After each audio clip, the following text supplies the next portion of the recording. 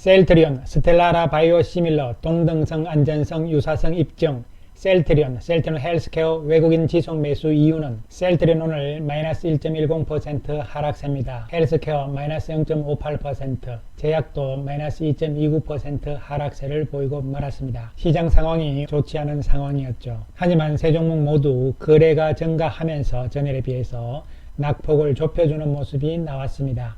특히 헬스케어는 양봉의 모습이 연출이 되었고요. 셀트리온도 낙폭을 많이 좁혔죠. 제약은 약간의 낙폭을 좁히는 상황으로 마감이 되었습니다. 오늘 이 시간에는 셀트리온의 스텔라라 바이오시밀러가 세계 피부학회에서 발표를 했잖아요. 그 내용들을 살펴보면서 그 의미를 찾아보기로 하고요. 그리고 최근 외국인들이 셀트리온과 셀트리온 헬스케어에 대해서 지속적으로 매수하는 이유에 대해서도 살펴보기로 하겠습니다. 안녕하세요, 주천입니다. 셀트리온은 오늘 보도자료를 발표를 했습니다. 유럽 피부학회에서 스텔라라 바이오시밀러죠, CTP43에 대해서 임상 결과를 발표를 했는데요. 유효성, 약효죠, 동등성, 오리지널과 같다 약효가, 그리고 안전성, 유사성을 입증을 했다는 것이죠. 이에 따라서 중요한 의미가 있습니다. 글로벌 자가면역 질환 시장에서 포트폴리오를 계속 확대할 것이다, 이런 이야기를 했습니다. 9월 7일 날 발표를 하는 것이고요. 판산형 근선 환자 509명을 대상으로 해서 글로벌 임상 28주 결과를 구두 발표를 합니다. 좀 더 살펴보면요, 셀트리온 투여군과 CTP43 투여군 간의 유효성, 동등성이 입증이 되었고요. 오리지널인 스텔라라에서 CTP43으로 교체 투여를 한 후에 12주간을 지켜보는 거죠. 모니터링을 한 결과에서도 오리지널 의약품 대비 유효성이 유사하게 유지가 되었다는 것이 중요한 것이죠.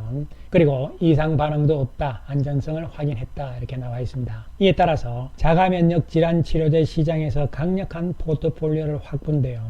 이 자가면역 질환 치료제가 램시마와 램시마 SC가 있고 유플라이마도 있고, 그리고 스텔라라 쪽에 CTP43, 그리고 악템나 쪽에 CTP47, 이렇게 5가지가 있잖아요. 이 부분들이 하나씩 출시가 되면서 자가면역 질환 치료제 시장 전체적으로도 제품이 이제 다양해졌다, 이런 얘기가 되는 것이죠. 이것을 조금 살펴보게 되면요, 셀트리온이 파이프라인을 봤을 때 여기 이제 자가면역 질환제가 있잖아요. 하나, 둘, 셋, 넷, 5개가 있는 것이죠. 이미 램시마 SC, 유플라이마 3개는 상업화가 된 것이고요. 그리고 이번에 CTP43, 즉 스텔라라 바이오시밀러가 임상 3상을 완료를 하고 9월 7일 날 발표를 한 것이죠. 이제 마지막으로 악템르가 남았잖아요. 이것은 임상 3상 계획이 승인되어서 조만간 시작이 된다, 이런 이야기가 되는데요.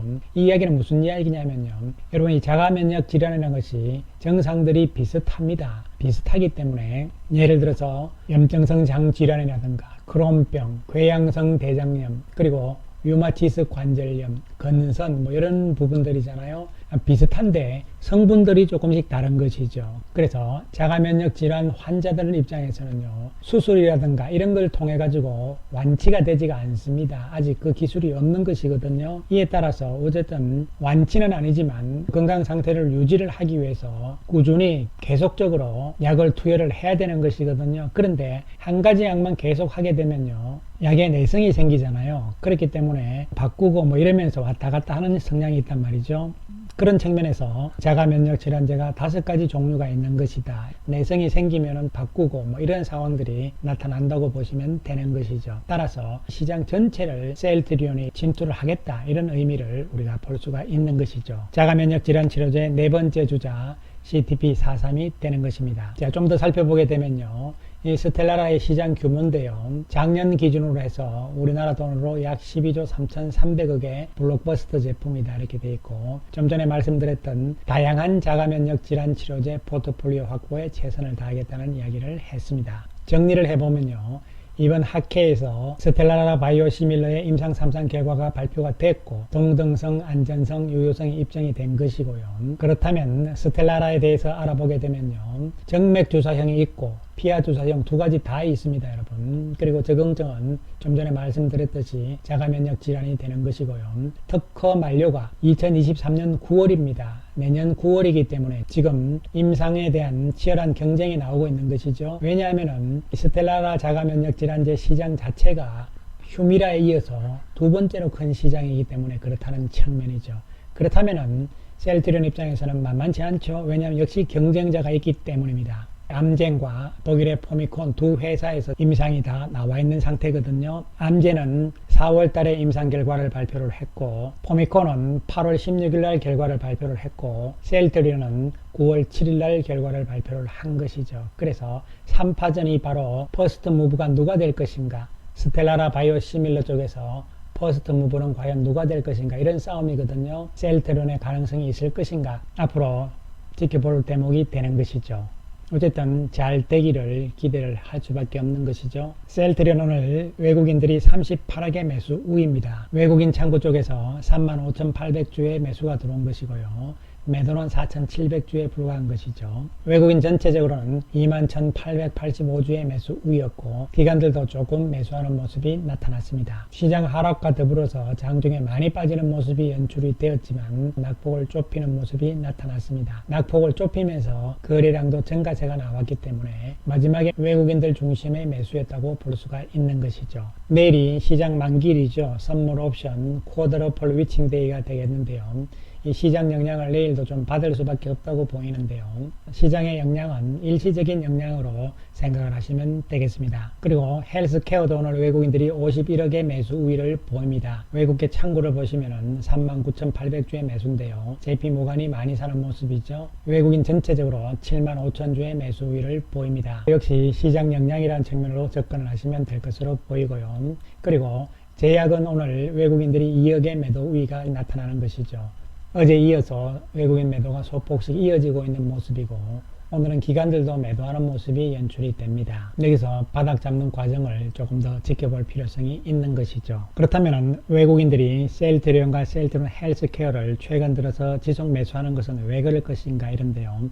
결론은 여러분 다 아시죠. 그 이유는 실적이죠. 셀트리온과 헬스케어의 3분기 실적 그리고 4분기 실적에 대한 기대감이다, 이렇게 보시면 되는데요.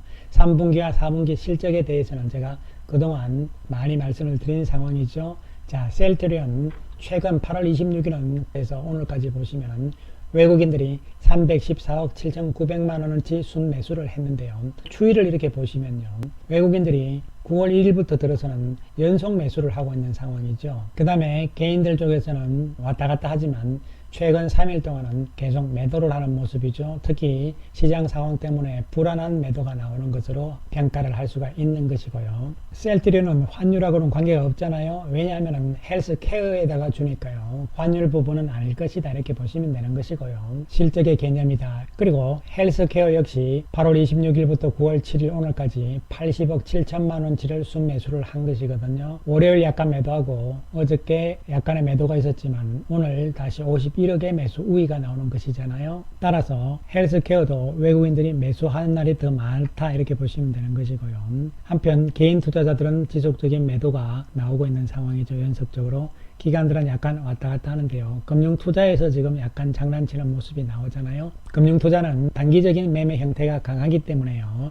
긍정적이든 부정적이든 일시적인 영향이다, 이렇게 생각을 하시면 될 것으로 보입니다. 따라서 수급 측면에서 외국인들의 움직임을 봤을 때 시장 상황이 안 좋아짐으로 크게 빠지는 상황이 나온다 하더라도 크게 우려할 이유는 없다는 측면이고요. 특히 내일이 매마녀의 날이기 때문에요. 만기를 어떻게 극복할 것인가, 이런 부분인데요. 의외로 오늘 빠졌기 때문에 내일은 지수 측면에서도 반등이 나올 가능성이 있지 않을까, 이렇게 생각을 해봅니다. 이러한 가운데서 셀트리온은요, 7월 달에 이루어졌던 이 가격대에서 매물대가 가장 많다고 말씀을 드렸잖아요. 그런데 이 7월 달에는 외국인들과 연기금이 매수를 했다, 이런 측면이고, 최근 들어서 외국인 매수가 들어오고 있는 측면이잖아요. 따라서 설사 시장이 안 좋아서 시장과 함께 크게 빠지는 상황이 나온다 하더라도, 왜냐하면요, 외국인 연기금이 샀다 해서 안 파는 것은 아니고, 또한 금융투자라든가 투신 쪽에서도 시장의 상황에 따라서 단기적으로 판단 말이죠. 이러면서 시장이 안 좋아지면은 함께 밀릴 수 있습니다. 중요한 것은 그렇다 해서 이것이 지속형이 아니고 실적이 뒷받침이 되면서 주도 세력인 외국인들 매수가 끊기지 않는 이상은요, 다시 V자로 원위치로 복귀하는 힘은, 복원력은 강할 수 있다는 측면을 생각을 할 필요성이 있는 것이죠.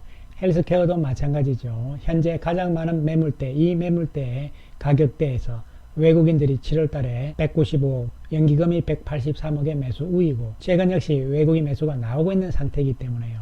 여기서 추가적인 하락에 대해서 지나치게 우려할 이유는 없다고 말씀을 드릴 수가 있는 것이죠. 내일 만기일이기 때문에 여전히 눈치 보는 모습이고 또한 연휴를 앞둔 시점이잖아요. 이에 따라서 시장 상황이 안 좋을 수도 있겠죠. 그러나 의외로 만기일이기 때문에 내일은 오히려 반등 가능성도 있지 않을까 시장은 이런 측면에서도 생각을 할 수가 있는 것이죠. 셀트리온과 셀트리온 헬스케어는 여기서 추가적인 하락에 대한 우려보다는요. 실적에 대한 기대감, 이에 따른 주가의 회복, 복원력에 초점을 맞춰 나가 주시기 바라겠습니다. 감사합니다.